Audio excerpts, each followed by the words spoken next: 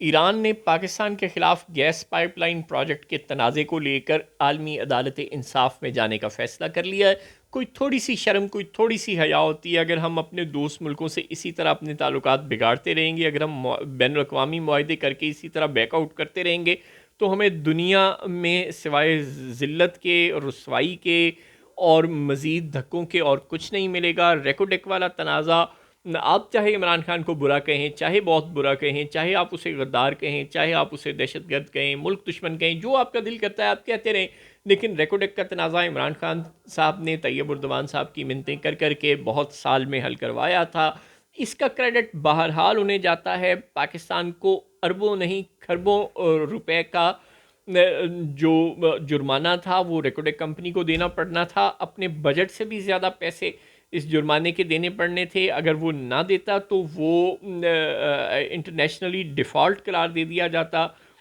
آئی M F, world bank نے، دوست ملکوں نے اس کو امداد دینا بند کر دی تھی۔ پاکستان کے لیے بہت سے مسائل ہو سکتے تھے اگر وہ تنازع ریکوڈیک کا تنازع حل نہ ہوتا۔ انٹرنیشنل پیمنٹس کے اگینسٹ پاکستان بالکل ڈیفالٹ کر سکتا تھا،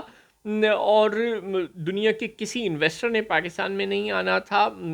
پاکستان کی ایئر لائن کے جہازوں کو دوسرے ملک میں نہ جانے دیا جاتا۔ بہت سے مسائل پاکستان کے لیے کھڑے ہو جاتے اگر وہ جو ریکوڈیک والا کنسورشیم تھا وہ پاکستان کے خلاف انٹرنیشنل کورٹ آف جسٹس سے کیس جیت چکا تھا، اور اس کے بعد آؤٹ آف کورٹ سیٹلمنٹ طیب اردوان صاحب کی مہربانی سے اور عمران خان صاحب کی کوششوں سے اور دوست ملکوں کی مہربانی سے ہو گئی، جس کے نتیجے میں پاکستان کا وہ جرمانہ معاف ہو گیا۔ لیکن بہرحال پاکستان کو انہی پرانی ٹرمز اینڈ کنڈیشن پر، جن ٹرمز اینڈ کنڈیشن کو افتخار چودھری صاحب کی سپریم کورٹ نے ملک دشمن قرار دے کر ریکوڈیک کو یہاں سے گول کر دیا تھا، یہاں سے بھگا دیا تھا، ان کا کانٹریکٹ کینسل کر دیا تھا، اور درمیان میں 10 سال کا وقفہ بھی پڑ گیا، اور اب تقریباً انہی ٹرمز اینڈ کنڈیشن پر ریکوڈیک والے دوبارہ، وہ جو کمپنی تھی وہ واپس آ گئی اور دوبارہ اس نے پاکستان میں کام شروع کر دیا۔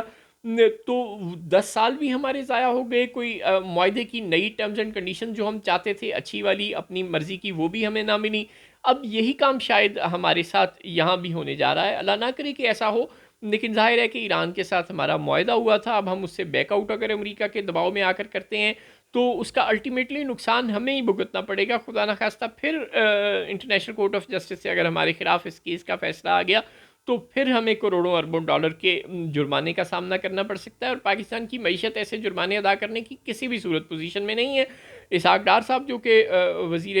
خارجہ ہیں، اور شہباز شریف صاحب جو کہ 2 بار کے وزیر اعظم اور 4-5 بار کے وزیر اعلیٰ پنجاب ہیں، اور اسٹیبلشمنٹ والے تو سب سے عقل مند ہیں ہی ہیں جو اس حکومت کی پشت پر ہیں، ان سب کو تھوڑی سی شرم، تھوڑی سی حیا کرنی چاہیے، اور اس مسئلے کو آؤٹ آف کورٹ سیٹلمنٹ کروا کے پہلے ہی ایران کی منتر لا کر کے اس کے ساتھ میز پر بیٹھ کے حل کروا لینا چاہیے، ورنہ پاکستان کے لیے یہ ایک بہت بڑی حلق کی ہڈی بن جائے گا۔